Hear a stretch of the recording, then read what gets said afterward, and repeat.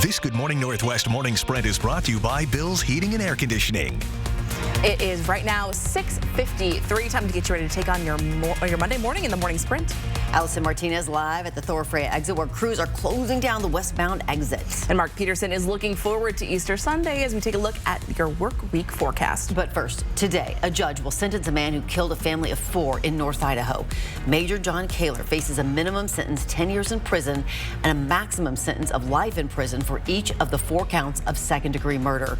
He killed Kenneth and Kenna Gardapi and Devin and Aiken Smith.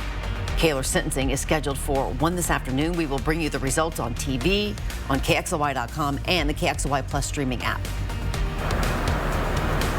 Some people may be seeing traffic delays during their morning commute. Right now, I'm in between Thor and Freya on 2nd, and we're seeing the very beginning stages of what will soon be a complete closure of the westbound off-ramp at Freya.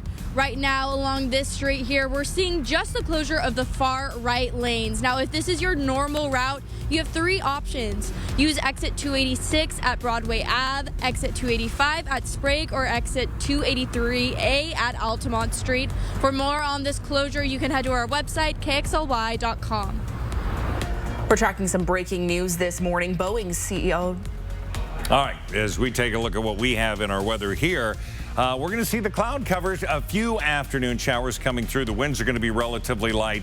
So between 3 and 5, we're going to see more shower activity in our area.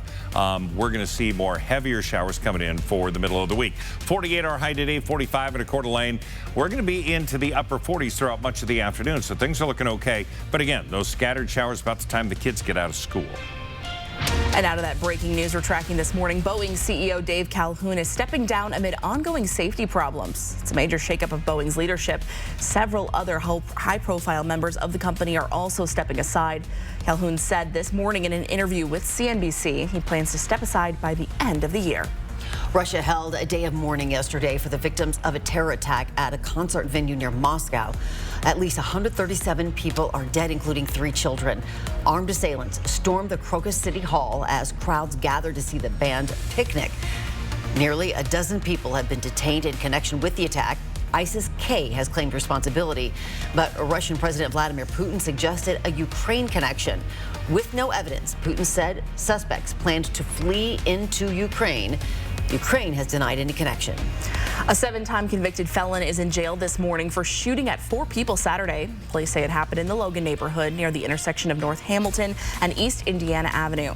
2 people found a car they believed was stolen was from a friend. They then called that friend who arrived to confirm it was in fact their car. While trying to figure out how to reclaim the vehicle, 33-year-old Levi Corker came out and confronted the group. He then went back inside and returned holding a gun. The group backed off and tried to drive away. Corker fired several shots at their car. Now, thankfully, no one was hurt. Police arrested Corker for 4 counts of first-degree assault and unlawful possession of a firearm. We hope to learn more today about an assault and kidnapping that sent a woman to the hospital. Spokane police arrested 4 people for it Friday. Officers responded to a 911 call around 10:30 Friday morning that a woman was screaming on Boone Avenue near Monroe. When police arrived, they found a woman with serious injuries and part of her hair forcibly shaved. Police say they saw several people trying to hide inside a nearby apartment. Police arrested these 4 people for first-degree kidnapping and second-degree assault. The victim was taken to the hospital in serious condition.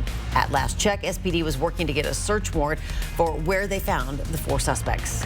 The city of Spokane is proposing putting more than $11 million towards homeless and addiction resources. According to Mayor Lisa Brown, the proposal includes $500,000 to the expansion of Spokane Fire Department's CARES, or Community Assistance Response Team program.